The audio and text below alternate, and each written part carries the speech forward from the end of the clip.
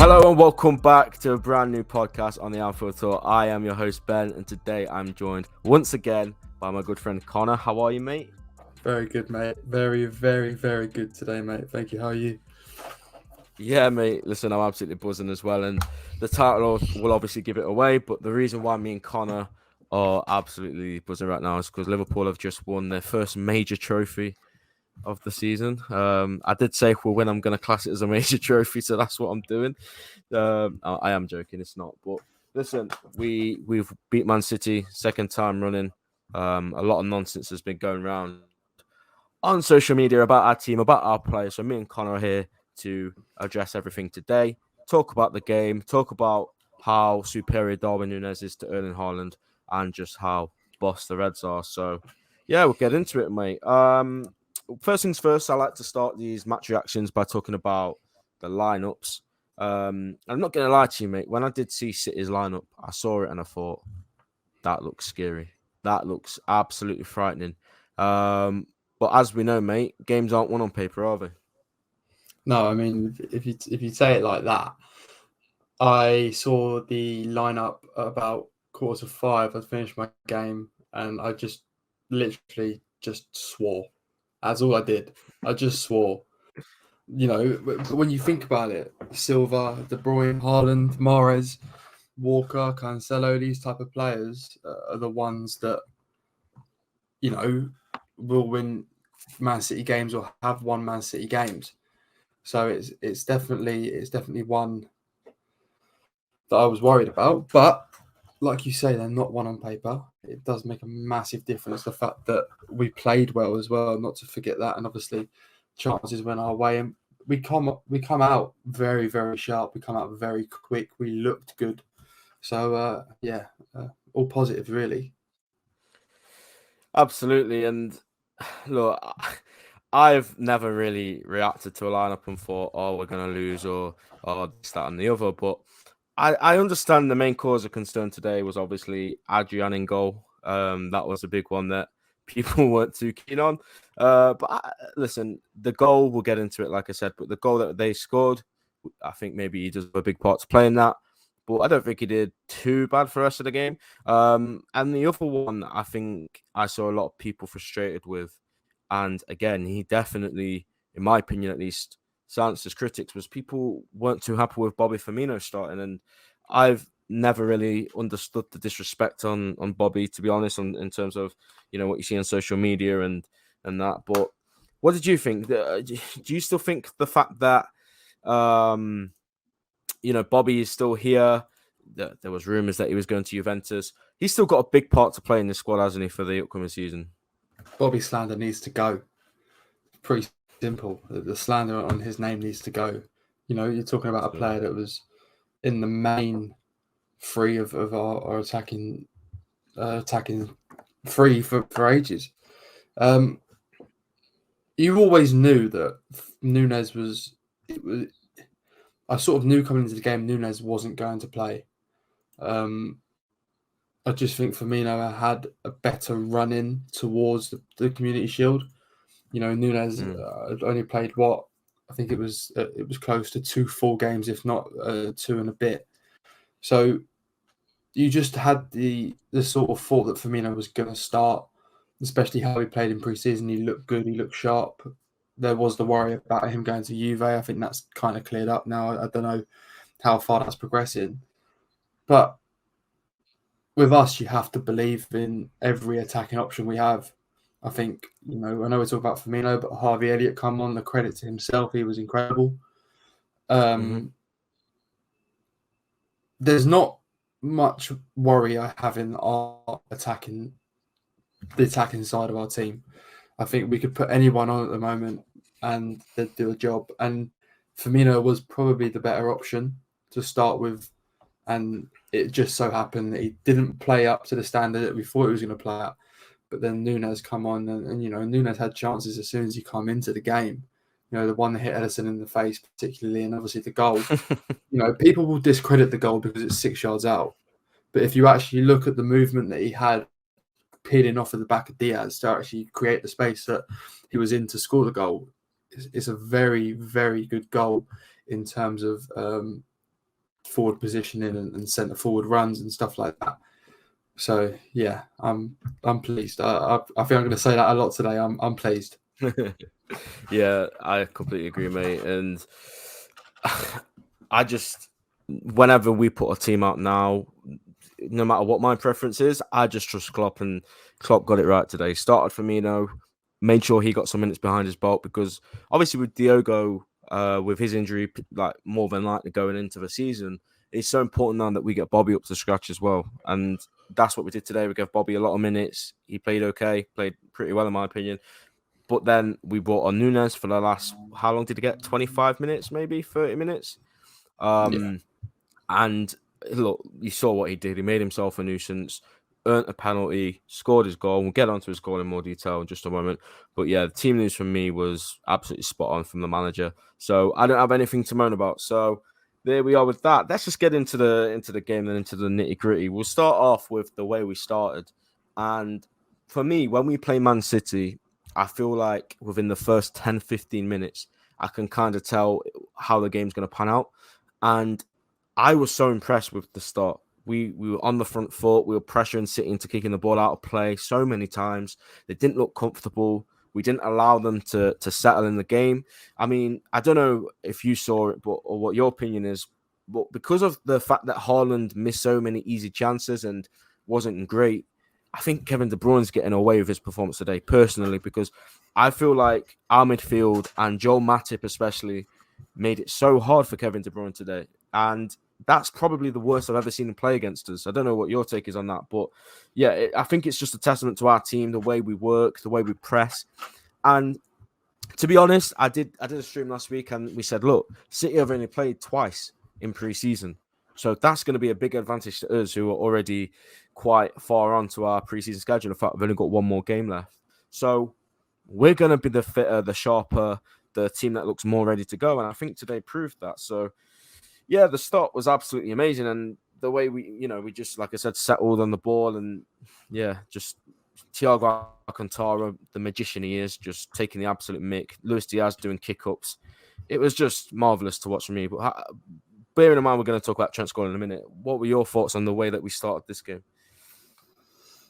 I had a glimpse of the semi-final, really. We just started so quick. We just looked like we were going to score early. Again, you're correct, in completely 100% correct on the De Bruyne situation. You know, not talking about De Bruyne's performance today. We're talking about how Adrian spilled a chance to Haaland in the 96th minute. He's hit the bar with a clear open goal. There you go, you compilation merchants. Where's that Haaland one? You were quick to do the Nunes one. Even after he scored 4 goals against Salzburg, you were quick to do that. Don't see any at the moment, but there you go. You know, we're not going to rise to that. I think I already have by saying that comment. But again, we just looked really sharp, really quickly. You're right in what you're saying. 2 games pre-season, the Bayern Munich game, obviously, and I don't know what the other one was. I don't Club follow America. They're games that aren't very testing. The Bayern Munich game is testing, obviously. The Copa America, that's one of the showcase games where, you play wild 11s and stuff like the Australian 11 played Barcelona or whoever it was. We've played decent sides. We've played very good sides. We've played Man United, who obviously are starting to find somewhat of a form under Ten Hag. And they're if you think about it going forward, they will be a scary side if they press how they did against us very early. But I know you said that in the stream that you've done anyway. Leipzig are a good side, Salzburg are a good side. Obviously, we've played 4 games before that, and that does make a difference. People will say, "Oh, it doesn't make a difference. It's City." Believe me, it does. We've been back pre-season. How long now? I think we come back at the start of July, didn't we? Yeah, we come back at the start of July, just before the game in with United. So again, it's just all of it makes a difference, and I think Klopp got the game plan right again. He doesn't get it wrong often, but he got it right. He made the correct decisions. Yeah, it felt as if we were going to win from the start, just by the start of the game we had. But you knew that one moment in that game could turn City's way and could completely change the game, and it looked as if it had when Alvarez scored as well. Yeah, 100%. You're never too comfortable with City. I always think if you're one goal up, you have to get the second, and then even then, as we found out in the FA Cup semi-final, you have to get the third because they'll just turn it on in a switch. And today we did that. We'll get into the goals. Trent Alexander-Arnold, there's not much to say about this kid that hasn't been said. Incredible play. Not the best in terms of his passing and stuff today. I know he looked a bit off in terms of switches and those Trent balls that he can play in his sleep, but we know they'll come, and once he is playing regular football again, he'll get back to his normal standard in terms of that. But yeah, the Salah layoff, the first time strike by Trent. Granted, it may have took a slight deflection off Nathan Ake, but listen, Trent, right place, right time, great power on the strike. Keeper's got no chance of saving that. Perfect. And I absolutely love this celebration as well. Not entirely sure what he was shushing or who he was doing it to. I'm just going to assume it's because he's seen some of the nonsense going around about us on social media about how City are going to run away with the league and how they're going to make it the Bundesliga and all that nonsense that you hear. But he did tweet earlier as well, just before we started recording, that we're ready. So, yeah, I think that was just a statement from him with that celebration. And I love this kid, and I think, I've made it perfectly clear he's the best right back. He's the best fullback in the world. They tried to tell me that Cancelo guy is better than him, and it's just a load of nonsense. I've said the word nonsense a lot in this stream, in this podcast, but that's what I hear a lot, and it just feels like my team and my players are proving me right, and the people that talk about them wrong all the time. And yeah, I was just delighted to see Trent get his goal, to be honest. I said to my brother, it seems like we're not really seeing much of Trent this preseason. I know because the teams have been mixed matched and players were played here and not played there. But for me, it was just nice to see the first team, the big boys, all out on the pitch together. And one of my favourite players of this Klopp team that he's built score a goal like that against Man City. So yeah, what were your thoughts on that goal, mate? Yeah, you didn't know originally if it would cross the shot. It looks more as if the more you watch it, the more you watch from the angle behind it, looks like a shot. Again, the Ake touch is an Ake touch. It's a good goal, and again, we don't know what he's silencing. We don't know if there's something a deeper meaning behind it. But we have had a lot of slander recently. We've had a lot of people on our back saying it. Nunez is going to be a flop and all this, and it's a good goal, and it was a goal that we needed to sort of settle in and sort of grow into the game as such. The quick start, I think what we were like in games like this, we have a quick 10 minutes, quick 15-minute period. We slow up a little bit, but then if we get golden, we sort of revitalize them and we continue to press on. And I think the 20th minute mark is a great time to score, especially going into half time with the lead. There's always a positive. If we conceded just before half, you'd worry, but a comfortable position to begin with.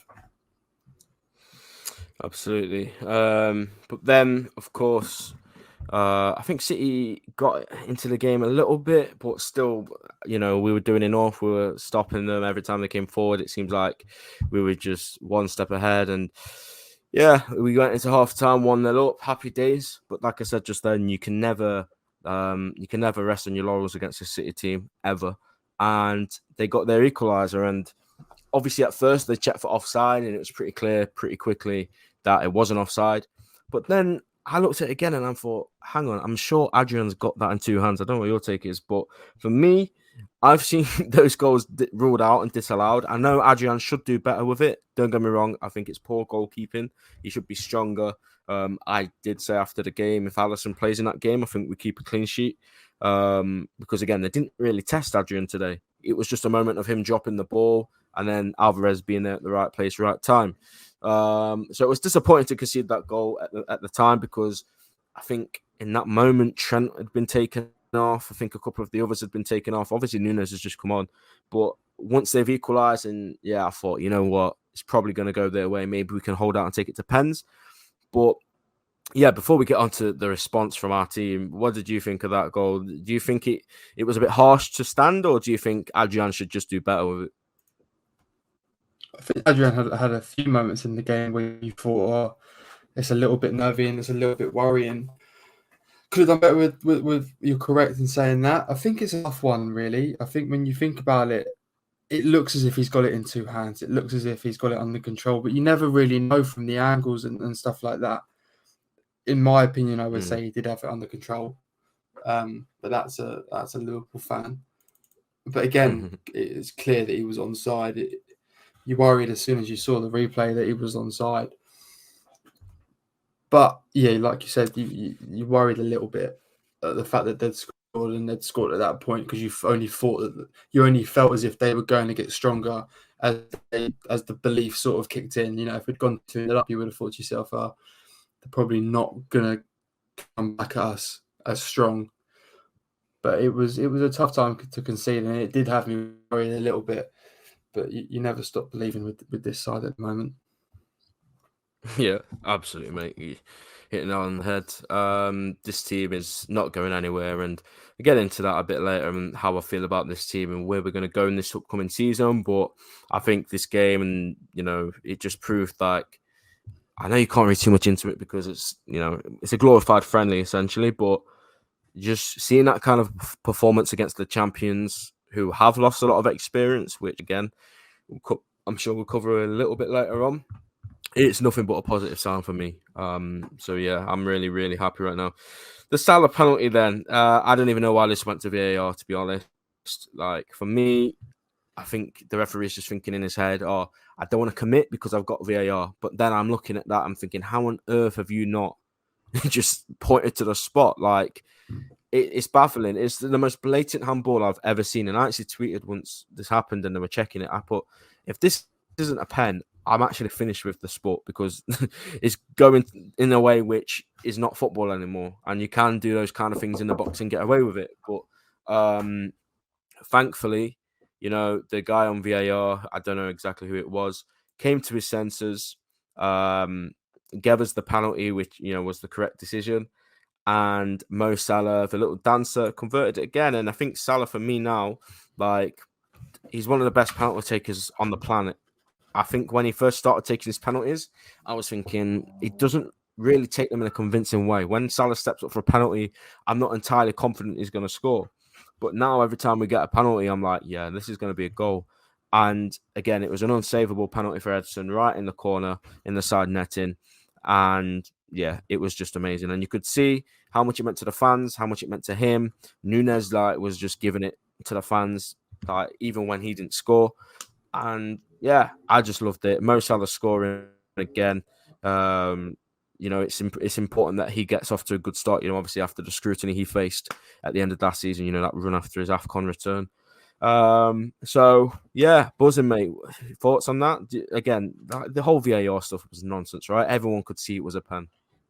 You saw it even before VAR to intervene. Really, it looked like a blatant penalty. But you could say about the lead up to the Alvarez goal with the penalty shout again with the Nunes situation. But it's just you're so it's nail on the head really. Again, with what you're saying is the fact that it looked like a Stonewall penalty. It should have been a Stonewall penalty from the beginning. If they'd gone and scored and then not given it, you'd think to yourself, well, why is it not being given?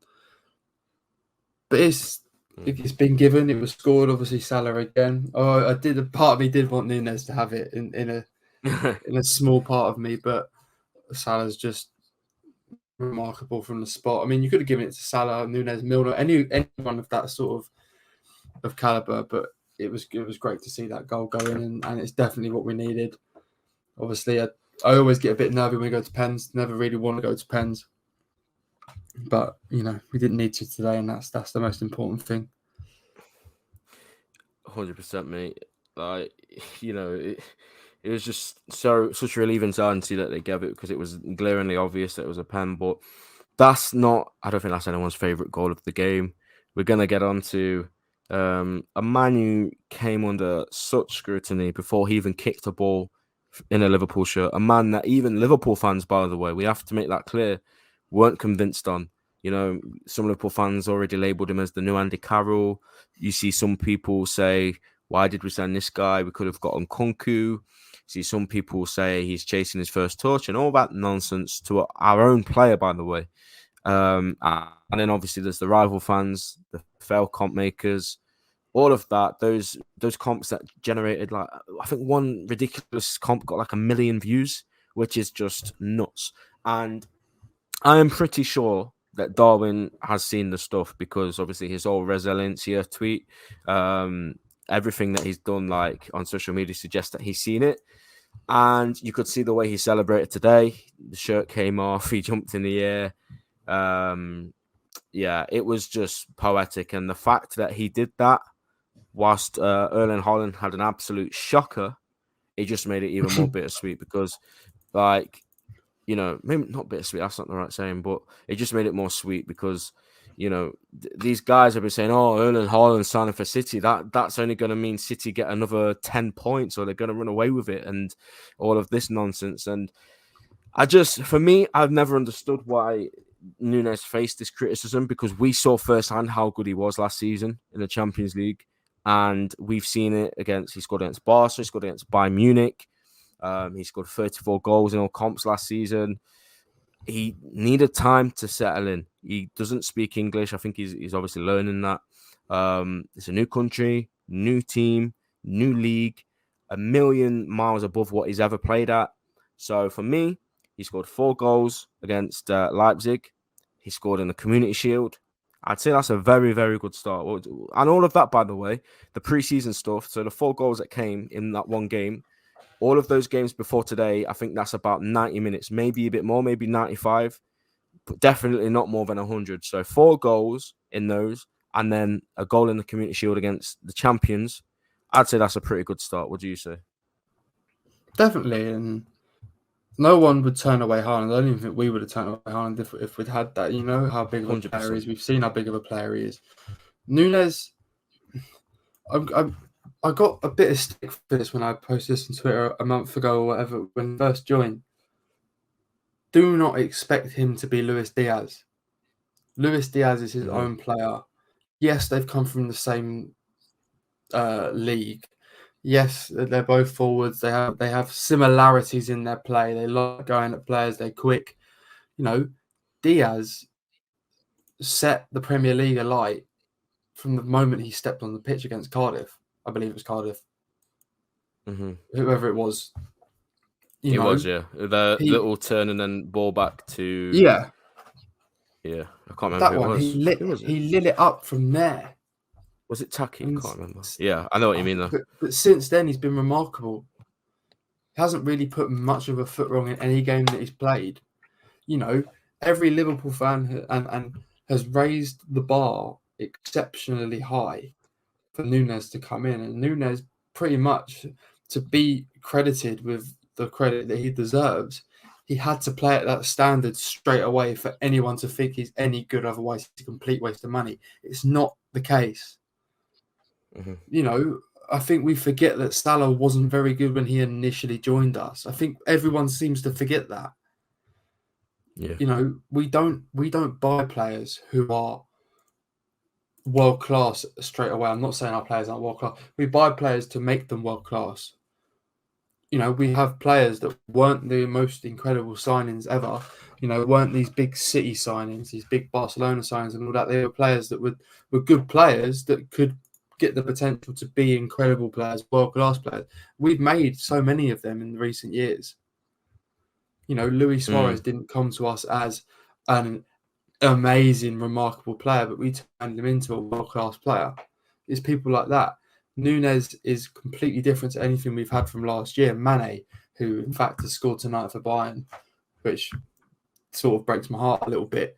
You know, he isn't an out-and-out centre-forward. We haven't really had an out-and-out centre-forward for a while. Bobby Firmino's been the 9 that sort of sits in and breaks play up. Nunes is a completely different centre-forward, a lot like Haaland, a player that likes to receive the ball, you know, is good in the air and stuff like that. And Nunes outshone Haaland today, and Nunes only played 30 minutes.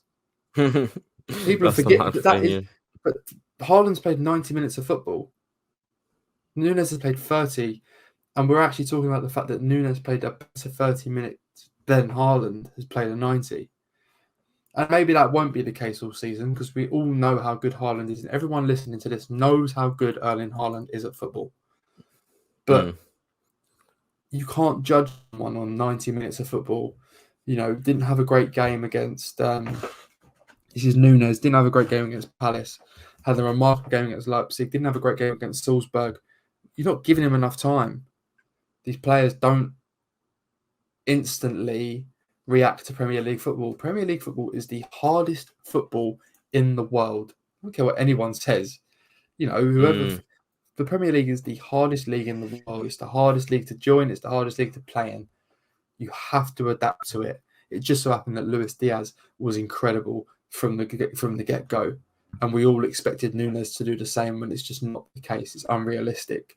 So give him time, because in 6 months' time at Christmas or just after Christmas, he'll be up there in the goal tally without a shadow of a doubt, as long as he's playing week in, week out, the same as instead of Firmino and Jota and people like that. He'll be up there in the goal tally, I'm sure of it. He's only going to get better under Klopp. Facts. And it's annoying that you say that about him getting all these goals, because I put him in my FPL and I thought, you know what? Not many people trust this guy. Not many people have invested in this guy in their FPL team. But I'm going to go with it. I'm going to go ahead of the curve. And if Darwin Núñez starts off on fire, then I'll be the one, collecting points. But now I've literally seen so many people say, "Oh, I'm putting him in now. I'm taking Haaland out," and it's like, "Oh my gosh!" Like, this one game has like changed your mind. Whereas the likes of myself and you have been waxing lyrical about this guy for a long time, and it's frustrating in a way that that now all of a sudden everyone's jumping on the bandwagon. But no, I love it. I love him already. The way he celebrated with the fans. And you know what you say about Haaland, and it's a great point. We know how good he is. Like, let's not get that twisted. However, the reason why we have to have these conversations and these comparisons now is because they've brought it on themselves. City fans constantly on Twitter Spaces, City fans making these fail comps, City fans just constantly going on about him all the time, and we get called the unbearable fans. But I don't ever see us like actually investing that much time into one of our rival players, which is just strange behavior to me. So yes, when you hear us talking about Erling Haaland in this way, of course, deep down we know he's a good player. Of course, we know he's going to score some goals for City. However, like I said, they brought it on themselves for doing what they did about Darwin Núñez. And I really hope he's got fire in his belly going into this season now to prove all those idiots wrong. So, yeah, that's that. Yeah, I guess anything else you wanted to add, mate, about the Community Shield? I mean, there's another standout performer I really want us to talk about. And if we are going to win the title, this guy is going to be crucial to staying fit. And I think you probably know who I'm going to say, right? Yeah, definitely. Yeah, Thiago Alcantara is an absolute joke of a football player. He is a joke. Everything he did today was just perfect. Off the ball, on the ball. He's just a special player for us, and I can only pray to whoever's out there that he stays fit, because if he stays fit, in my opinion, I think that's going to be the difference. And he showed his class once again today against the champions, and yeah, it just made me realize how lucky we are to have him. So yeah, what do you make of Thiago Alcantara's performance today, mate? Loved him, praised him since he got it. Was a little bit worried when we first signed him about the age and how old he was, but he's just incredible. But again, it's about staying fit. It's literally all it is with Thiago. As long as he stays fit, we have a player that is just going to completely change everything about this season. And as like I said, as long as he stays fit, we're in a very, very good position. It would be very, very hard. And I'm only going to touch on it quickly because we were going to speak about it in a different podcast when we did. It would have been very hard to pick 5-6 players. If we had Jude, Thiago, Fabinho, Henderson, Milner, Harvey Elliott, Fabio Carvalho, just think about the depth. Naby as well. Just think about the depth in that. Curtis Jones, if you want to talk like the depth in that. Remarkable. Just it honestly incredible.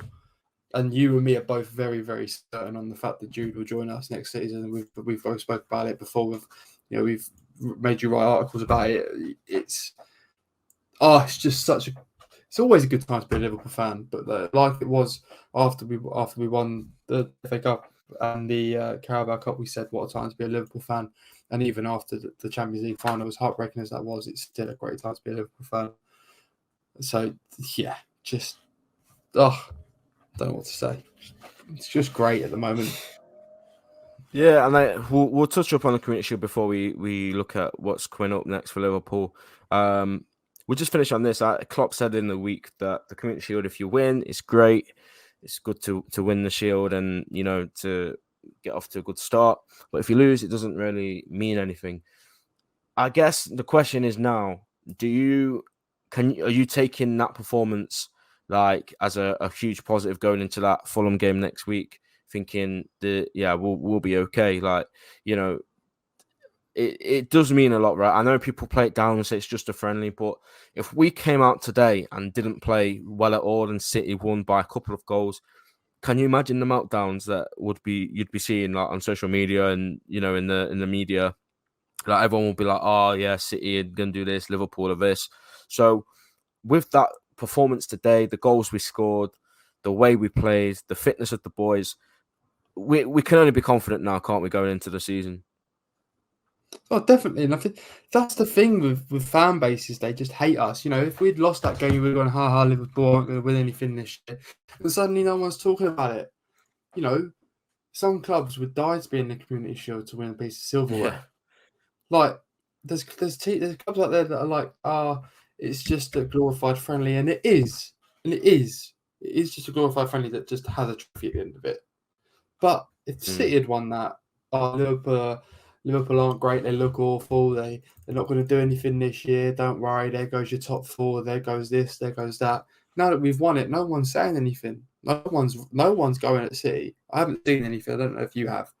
No one's saying anything about City. So it's just the agenda against us. That's all it is. Yeah, and you make a point just then, saying like teams would do anything to be in the Community Shield, and it just reminded me. I saw a quote. I saw a video from Bob Paisley, and I don't want to misquote the legend himself. So forgive me if I get this slightly wrong, but he said something like, "The Community Shield is great to be in, but I need my team to make sure they're in it next year." And I thought that was such a great quote. I've probably messed that up. Forgive me. But I think he said something along those lines like, yes, winning the Community Shield or Charity Shield it was then is great, but making sure you're here next year is more important. And I think that's what we have to take from it, really. Great to get it in. We can banter a bit about it. Like I said at the start about how it's a major trophy. I've said that to a few people today on Twitter, like 1 out of 5 and all of that. So, but the most important thing now is that, we are ready for this season and we know how hard it's going to be with the upcoming World Cup. It's going to be very tough. I think to our advantage, I don't necessarily think we have too many players playing. I think City have far more players going to the World Cup than us, which, read into that what you will. I think that's only a good thing for us. So I'm confident. You know me, bro. I've always been confident in this team. I won't have any bad words said about them or the manager. And people criticize me for that.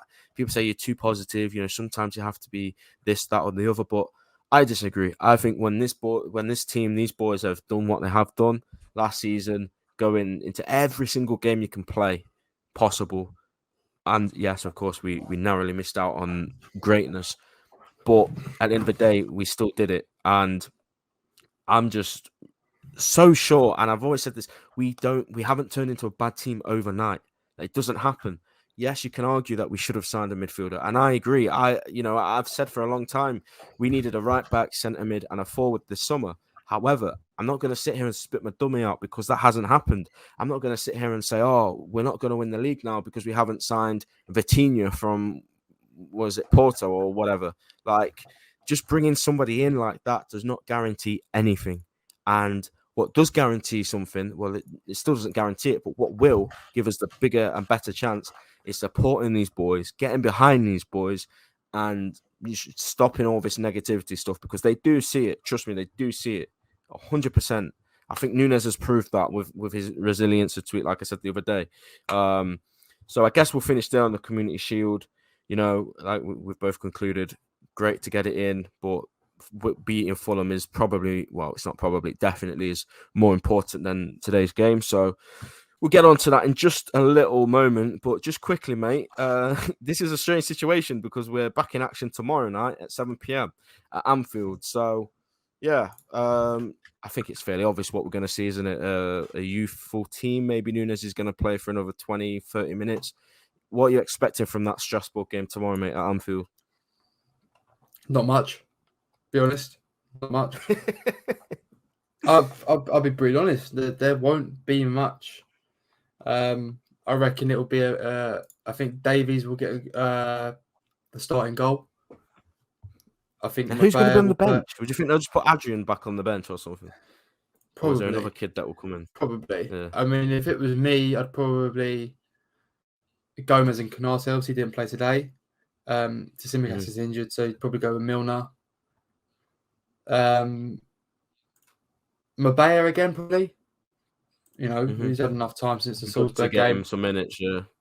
Naby Keita, you could look at playing a little bit more.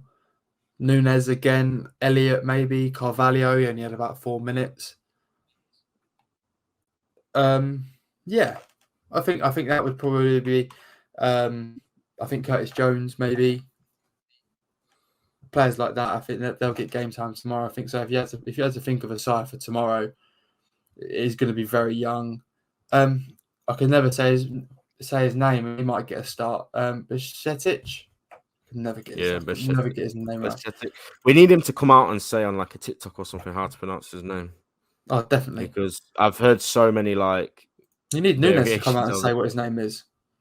I call him Nunez, but yeah, Nunes. How do you say Fernandes? Bruno Fernandes? Yeah. No, it's true. You never know. Yeah. No, it's you not. Never know. It's not. I love. Yesterday when it was like, oh, if you see Nunes, I said, who's Nunes? Darwin Nunes. But yeah, no, I think tomorrow. It'd be nice to see him play tomorrow. It'd be nice for the Anfield crowd to get behind him tomorrow if he does play. I think that's a thing you have to think about. That's important. That's his first game at Anfield. Is it? Yeah.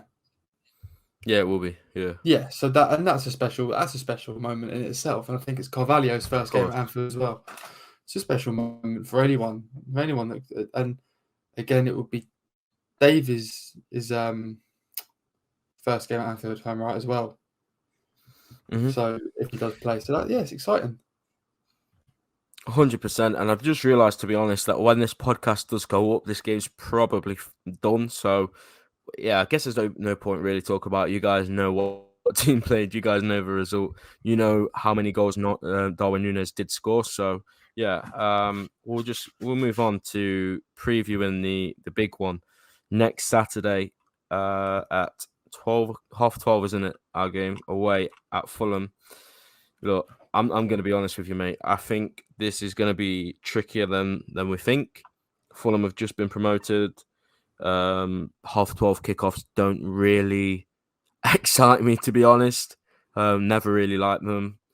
But look, after today, after everything we've said about this team, providing there's no injuries between now and then, if we go with that team that went today, or, obviously Alisson's going to be back, well, fingers crossed. I think Klopp alluded to that. And then maybe Nunes comes in. I think we'll be okay. I think that Fulham is a game for Darwin Nunes. It seems to me like a game where they're going to try and make it scrappy, and we're just going to have to get some quality balls into the box. And, that's exactly what happened today. The Salah ball to Robertson, the knockdown for Nunes. Those kind of goals for me are what these teams are probably going to struggle to defend against. And yeah, I definitely have a good feeling about Nunes against Fulham. But again, he might go with Bobby. He might still think it's too early to go with Nunes in a tough away game like that. So yeah, I think we'll win the game. Again, I'm confident in pretty much any game Liverpool go into. I'll never sit here and say, I can be nervous, but I'll never be defeated before a ball is kicked. So I'm excited for it. It's been a long time. Well, it's not really been a long time if you think about it. The turnover this season seems far quicker than ever before, but I'm just so excited to see these boys play football matches again regularly with the new additions. And yeah, I don't know what you have to say about that. I'm assuming you think we're going to beat Fulham as well, mate. Yeah, I think again, half-time kickoffs, I don't like them. Purely because when I play on Saturdays, I watch the first half and then I just get worried about the second half because I don't be able to watch it. But you know the stigma against half-time kickoffs and big teams losing games like that. But I'm confident. I reckon Nunes will play against Fulham because he'll only try to kick on from today's result and today's goal. So yeah, I think he'll play. I think we'll see. Obviously, we won't see much of a changed side from today. I think as long as everyone stays fit. Obviously, Alisson coming back in. Potentially Konate for Matip. You don't know them. Them two are very chop and change at the moment. With who you'd rather have. I think personally I'd rather have Matip on the form that he's playing on at the moment. But we'll have to see. But I'm very excited. I can't wait for football to be back. I can't wait to win all my FPL leagues. Because I'm taking it so seriously this year. Loads of Liverpool players involved. This is going to be a good start. I have that feeling it's going to be a great start to the season. Absolutely, and you just touched on FPL there, and if you guys saw it or if you didn't see it, we do have an FPL league for the Anfield Talk. We put a tweet out yesterday or the day before, and I'll retweet it again at some point today, so you guys can join it when this podcast goes live. I'll make sure it's tweeted out again. So yeah, join that if you think you can beat Connor. I certainly will be giving it a go. I've got my team. I'm pretty happy with it. I think Darwin's going to be a sensation. That's why he was pretty much one of the first players on my team, to be honest. And today, he's not giving me any doubts about that. So we will be back after every game. We've made a tight schedule this season. So, we're not going to do a podcast with Pipe and then fall off the face of the earth for a few weeks like just did. We will be consistent. So, yeah, after every game, we're going to be here. It might be different faces. And even to be fair, if you feel like you want to join the TAT pod, why not get in touch with us? Because we're always looking for new members to join us and talk about the team that we all love. So that's it for tonight. Connor, thank you for joining me once again. Well, thank you, mate. Thank you for having me, as always. It's just getting used to this now. I love it. Love doing this. Absolutely. And guys, if you want to subscribe on YouTube, follow on Spotify or Apple Music, podcast or whatever it is, and we'll definitely see you guys after the Fulham game. Take care, and we'll see you soon. And we'll see you soon. And we'll see you soon. And we'll see you soon. And we'll see you soon. And we'll see you soon. And we'll see you soon. And we'll see you soon. And we'll see you soon. And we'll see you soon. And we'll see you soon.